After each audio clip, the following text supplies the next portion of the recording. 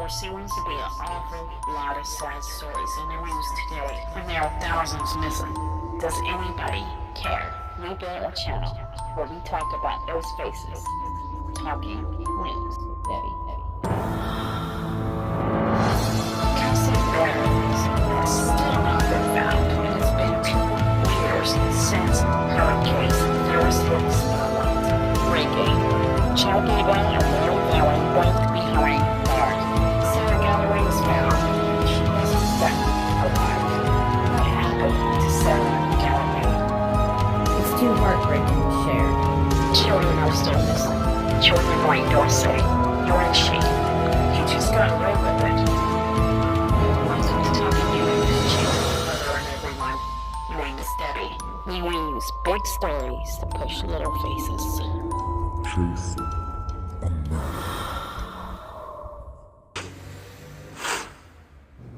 Welcome to Chasing a Murderer. Before we get started, I'm seeing on my analytics that I have several people who are watching this channel, but they haven't subscribed. And I wanted to ask you guys, if you have not subscribed, look for the subscribe button and just take a moment to push it. Thank you so much. So right now, guys, we're going into part 30, almost at 31, part 32, which is attached to the Tylee Ryan case. And something I want to mention before we get started is the fact that the media narrative, and it might not even be a narrative, it might be just lack of information because there was so much going on. They are kind of pushing the idea that Chad was the head of all of these belief systems. But we're learning that Julie Rowe was actually a huge part in the beginning of these doctrines, these belief systems that this group of people are following. And we will talk about that more in a second. Right now, I want to talk about Tylee's illnesses. Later on in this story, JJ Vallow will meet a woman by the name of April Raymond, and they will become good friends. And this is during her time in Hawaii. In a later interview around June of 2020, April said that she witnessed that, or she heard from Lori as well, that Tylee had a lot of health issues. Colby Ryan also said that Tylee Ryan was dealing with a lot of health issues. And it said, quote, "So, Tylee, she had a lot of health issues, and they could never really get to the bottom of it. The doctors couldn't figure it out. Tylee was always sick, and she would be in her room resting or sleeping or recovering or just getting back from the doctor when she was younger. They told me that she had had several surgeries to try to figure out, what it was," end quote. One woman that goes by the name Nancy said, quote, "I'd be very curious to find out the true nature of Tylee Ryan's ailments and if they were somehow inflicted on her. This is the first time hearing of this, and I'm very, very distressed," end quote. Well, we did hear that she had bouts with pancreatitis. We also learned that most of her illnesses were undiagnosed. Doctors couldn't figure out what was wrong with her. And April Raymond will suggest that this is probably one of the reasons Tylee is homeschooled and she doesn't attend public schools. But what we learn is Tylee Ryan was really battling with illness, not feeling well, pain. And some people suspect that there might have been something causing that, perhaps even her mother. But that is pure speculation. Meanwhile, Charles and Tylee Vallow, their marriage seems to be pretty decent. And around January of 2014, Charles calls Kay, his sister, and her husband, Larry, and tells them the news. The news is this. He decides that he and Lori want to adopt his nephew, JJ. Kay Woodcock, she says, well, it's basically like a dream come true for her because she knew that her and Larry were way older and that this would give JJ opportunities that they couldn't give to JJ. Meaning that Charles and Lori had children, they had a complete family, And now JJ could have siblings. He could have a full family. And for Kay, this was a no-brainer. She would accept this offer and allow Charles and Lori to adopt JJ. Now let's kind of hop back to Julie Rowe here. At some point during this time, Julie Rowe says that she was raped in college. She says this had a big effect on her. And during this time, Julie Rowe's book is being promoted big time. People are going to read this book, and they're going to, especially the Mormons and the LDS members, a lot of them are going to take her near-death experience, which wasn't even really a near-death experience, and see it as a tool and a sign that God has messages to send to the LDS people. So there is her first radio appearance that I want to share, where it was with Mr. Crenshaw. Julie speaks about wars in heaven. The fact that we're going to go in an economic collapse, which is something we have a lot every so many years. She speaks on what she's seen in the City of Light, which is most likely the spirit world. She touches on how she learns about how Earth was created. Then she has a few predictions to make and how Libya will launch a missile towards Israel. She also touches on the fact that we're going to be seeing a lot more earthquakes and that we've already seen signs of end times that are approaching rapidly, giving examples of things like Hurricane Katrina, something that is going to happen throughout our years. We're going to deal with these strong hurricanes forever and ever. It's part of nature. So a lot of her fear factor and her prophecies, she really puts herself on a pedestal, creating a lot of fear for those who follow her. Now, I can predict to you today that banks will close and reopen, and we're going to see the cryptocurrency take the lead. Doesn't mean that I'm prophesied by God. It's just evolution of civilization. Now, I'm not saying that she's wrong or right, but considering all the negative factors involved with her teachings, I'm not real happy with her. Okay, but I'll let you form your own opinion. So here is that radio appearance. We're going to start off with the fact that she's in her near-death experience. More love and completeness and peace and wholeness than I'd ever experienced on the earth.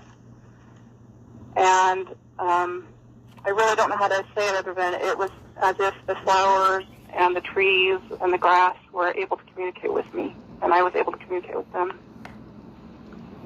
And did you approach the lake that you saw?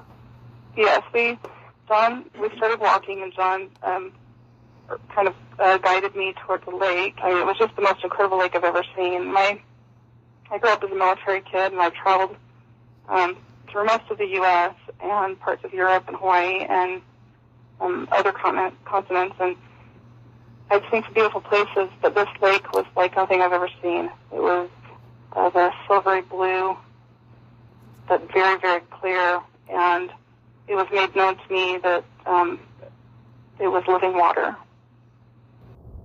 The war in heaven. A panorama of the entire plan of salvation, which I found just an incredibly involving description. And you were even shown the war in heaven, is that correct? Parts of it, yes, some of it. Okay, now, one of the questions that I've always thought about, was this a physical battle, or was it strictly a battle for the minds and hearts of Heavenly Father's children?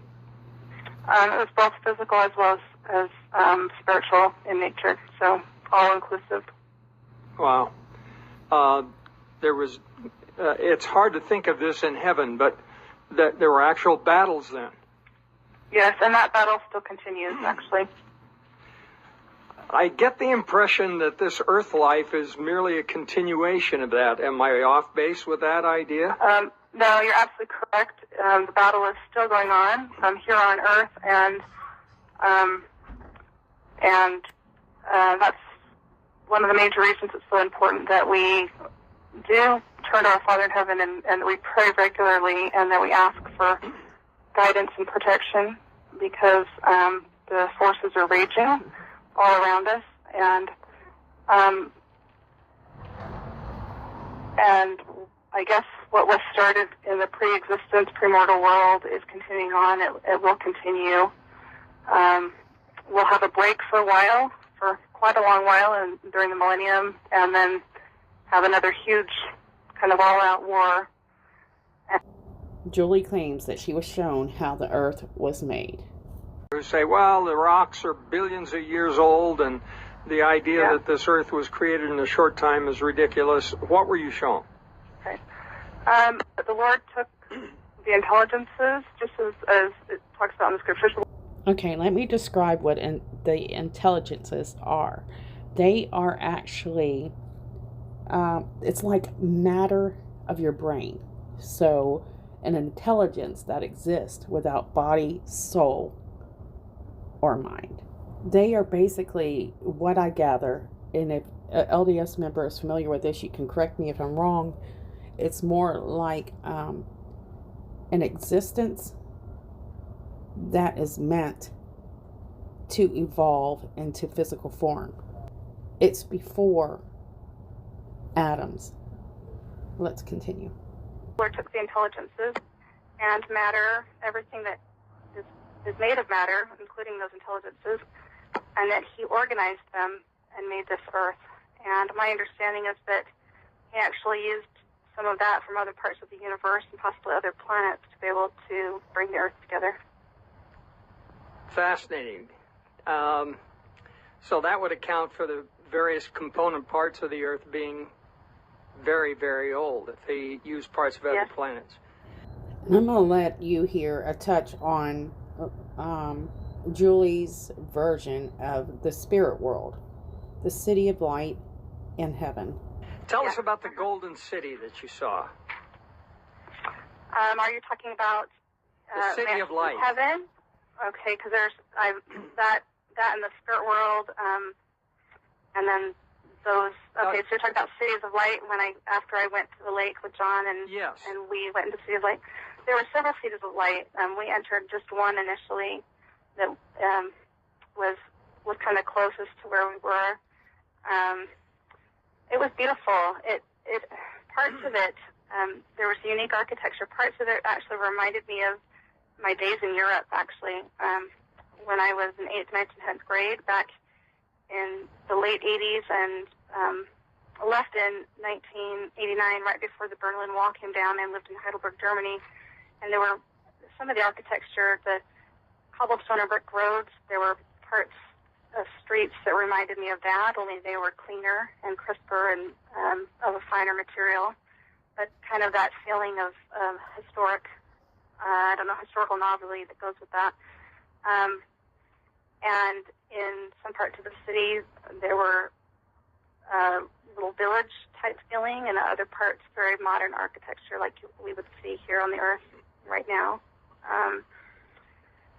And then in other places in the city, then incredible, beautiful marble type structures. Like when I talk about the library or house of learning, it was a house of learning.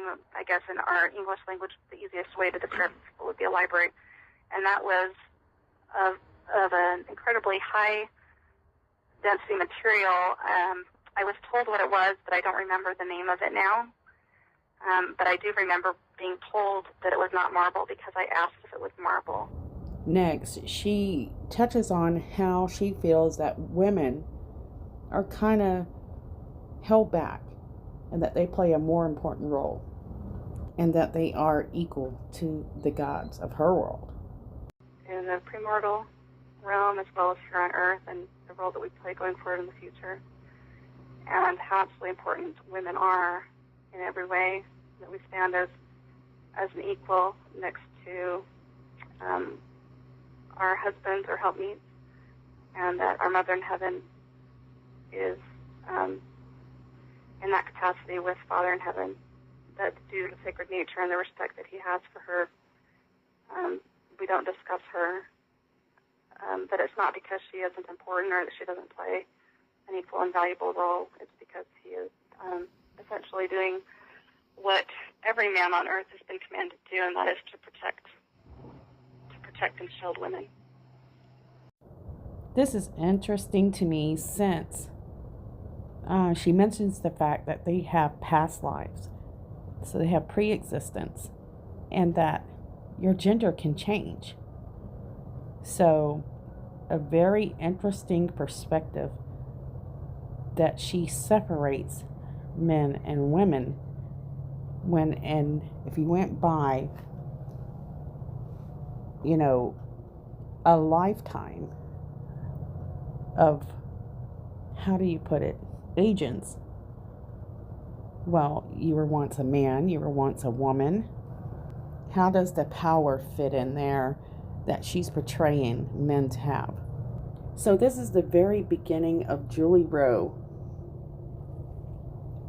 promoting her book, her near-death experience, and sharing the fact that she has a message that the world needs to hear. And finally, her predictions and how they merge into the future. If you would like to hear the whole entire show, just look up Mills Crenshaw Show, Julie Rowe's first radio appearance. In the United States in the near future, and what might signal to us that these things are about to happen, and what will warn us that the things that you saw are imminent. Okay. Well, to start out specifically, I'm supposed to share that in the last 9.5 years since this experience, I've been shown other things, but of those things that I was initially shown and have since been shown, many of those things have already come to fruition, meaning we are living in the last days and approaching the final hours prior to the Lord's coming. And having said that, it would stand to reason then that some of the things that I was shown in 2004 have already happened, and I'll just highlight on some of those that come to mind quickly. Hurricane Katrina, Fukushima, Sandy, as in Hurricane Sandy, the Sandy Hook incident, hurricane tsunamis and earthquakes throughout the world. A couple of them that were in Chile, and some that will yet occur. Those are just kind of to name a few of things that have already happened, including what's going on with the economy. Cannot prove it, but I have a strong personal conviction that that election was stolen. Were you shown anything about that? I was, and I'll answer in the affirmative, but for my own safety, I need to everything has since done as a result of their administration being elected. So. Okay. Anyways, again, that's the Mills Crenshaw, I have trouble saying that one, show. I want to mention once more, guys, we might hear things a few times, and it's very difficult to tell the story in order as I've mentioned in the past. So you may hear multiple times me repeat some of the things from other videos. So during this time in Julie Rowe's life, she's gotten the courage to speak out. And she has met people like Chad Daybell, who has helped her write this book and get it out there. And from here, Julie Rowe's confidence and having connections to the afterlife and mystical beings, including demons, will start to take lead in her shows that she will have in the near future and with the people she speaks with. She hears voices. She has spoken to Jesus. She speaks to demons. She talks to Satan. And people within her group, her followers, will talk to her, and they will tell her about dreams and voices that they hear. And she will confirm that these voices that they hear, these are true messages coming to you from a different realm. And Julie Rowe will actually grow closer to Chad Daybell's family somewhat. And she will go visit them on a monthly basis. She actually meets Chad Daybell at BYU. This seems to be the place Chad Daybell loves to meet his little women. And these interviews that I just shared with you from the radio show, her book will actually be promoted in May of 2014, I believe. But I did want to kind of start at the new year of 2014 to give you an idea of what's happening this year and make sure that I did not forget anything. Also, around this time, Jason Mao has started writing books about Moroni. Let me play this little bit of a clip from his YouTube channel, and you can see the entire video clip on his channel. But Jason Mao has had some major ups and downs, and the after effects of being in an active war where he actually sees heavy duty action, this you could tell was psychologically damaging to him. And to get through it, he turned to the Book of Mormon. He had injured his leg at work, lost his job, had a divorce. His life was a mess. So he explains in this video how the Book of Mormon can really help anyone through the stories of the heroes of this book achieve a better life, which is a quite different message than what Julie Rowe and Chad Daybell kind of send out to people. I was stationed in Herat, Afghanistan, and working as a contractor for the U.S. government.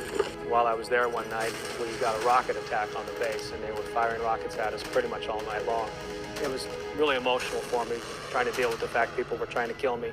Once the attack was over and they gave us the all clear, I went back to my bunk and was laying there trying to decompress, and a thought just came to me: what would Captain Moroni do? And as soon as I said that, I started having images and thoughts in my mind of a young Captain Moroni leading men into combat, and how he might have gathered strength, and that's started to give me confidence and strength, and I was able to get through the situation relying upon his example. My name is Jason Mao, and for the past 25 years, I've been a police officer, a soldier, and a government contractor. I was inspired to write down the images and the scenes that were playing in my mind. And I used my own tactical experience to help infuse into the story and help bring to life these heroes. Who really was Captain Moroni? Who was Teancum? Who was Lehi? Who were the Stripling Warriors? Who were these heroes in the Book of Mormon? The Prophet Mormon included the war chapters in the Book of Mormon for a reason. And he said about Moroni, all men were like unto Captain Moroni. What does that mean? What does it mean to be someone that the very gates of hell would shake if all men were like unto him? What I want is I want you to find out for yourself what it means to be like Captain Rowe, what it means to be a true hero. I've seen combat. I've led men into battle. I know what it means to ask men to lay down their lives for a cause greater than themselves. I want the youth of today to understand what it means to take a sacred oath, to be like Captain Moroni and to never compromise with evil. There is nothing more important in this world than faith, family, and country. Jason Mao will actually attend a lot of events attached to the LDS for the youth as a speaker, a motivational speaker. Though it's unclear at this time his connection to this group involved with this case, there isn't a lot of evidence where he was into the same exact things as they were. Although he did, because this is what this group did, is they would promote each other. He did go to a few of Julie's energy sessions, as most of them did. But I really wasn't able to pull up any evidence showing anything to do with his part with Lori Vallow and her husband and children. I really think he did have a connection to these people, but I don't think he realized just how bad this group was. It seems that he would jump in and out of their lives pretty quickly, do a podcast, jump out, answer some questions, jump out, and just really wasn't focused on the group. So I really can't say much about Jason Mau's involvement with this case because we just don't have the evidence to do so. 2014 is where the fire is lit to fuel fear. Fear that you only have a limited time to prepare for the apocalypse. And you need to do it quick. And you need to be prepared, even if it costs you everything for your future, which is different from what the LDS teaches. They teach you to be prepared for bad times, let's say recessions and that sort of thing, and not to be in debt. This is to prepare you for the things that just come in a normal society. Trying to teach their, I don't know how to word this, guys, sorry, followers and believers that, being in debt is not good for you. And if a crisis happens, it could be like the 2008 and you could lose everything. But people like Chad Daybell, Lori Vallow, I had the hiccups, and Julie Rowe are really pushing devastating end days. They tell many of the people that we will run out of everything and we'll have to rely on God. And if you don't prepare, it will bring on needless suffering. They add that if we are spiritually prepared, we will know the preparations needed. The blood moon is coming. And they say that we do have blood moons as signs of the times. And they are significant. As are comets, as are other signs in the heavens, such as planets lining a certain way. Whether these are man-made or divine, they can be a witness of the sign of the times. You can read online blogs where people say that they have been told that there will be 30,000 tents to be delivered to the church property. Even mentioning the fact that there were $42,000 worth of tents having recently been sent to Salt Lake City. There are several destinations within the United States that are being marked to be a tent city. A few of them in New Mexico State was mentioned as a place that will have places of refuge for this apocalypse. And of course, dedicated church lands will be places of refuge. And Julie Rowe grabs on to this and pushes that fear. Her visions and prophetic ideals are about to start adding to the final recipe of doom for many. And it doesn't make sense to me that she doesn't understand the consequences of her teachings and the people that will die, people who will lose everything because they believe her, believe in her visions, and believe in her prophet ideas. Julie Rowe pushes the agenda that there are tent cities in process. And these kind of things are all over the LDS online websites, blogs, forums, you name it. Food storage is one of the main ideas and agendas that are pushed. And Lori Vallow would be a testament to that. Many of Julie Rowe's listeners will take heed in the fact that she's talking about Satan quite often. And Julie Rowe will be a mentor for those who are looking for signs and messages from heaven. She tells her followers to be careful about discerning and judging. She's preparing her listeners because she knows that people, the leaders of the church they're really not going to like what she's pushing. And the views of atonement attached to this religion is going to take a dangerous turn. Well, once they were taught that the gift of atonement had already been given, and it's been given by Jesus Christ when he was crucified. That will soon change into something else. So anyways, guys, I'm going to go ahead and end it right here. And you at least get to see where the fear starts to begin and become popular. I believe that Julie Rowe plays a larger role in this case, at least in the mindsets, the agendas, and why it went as far as it did. Again, most of this on that, when I talk about that, is my opinion based on the research I've done. Guys, before we go, don't forget, we still have faces out there. Girls that are missing. People, don't forget about them. Families are still suffering and need your help. I want to mention also, I don't do it very often, that I have a Patreon page. If you like my work, please take a moment to donate if you can. If you can't, just subscribe, like, and share. I want to thank you from the bottom of my heart for all of those who have been here since the beginning and the new ones who have joined the family. I adore you all, and I hope that everybody's doing well. Stay safe, and I'll see you guys soon.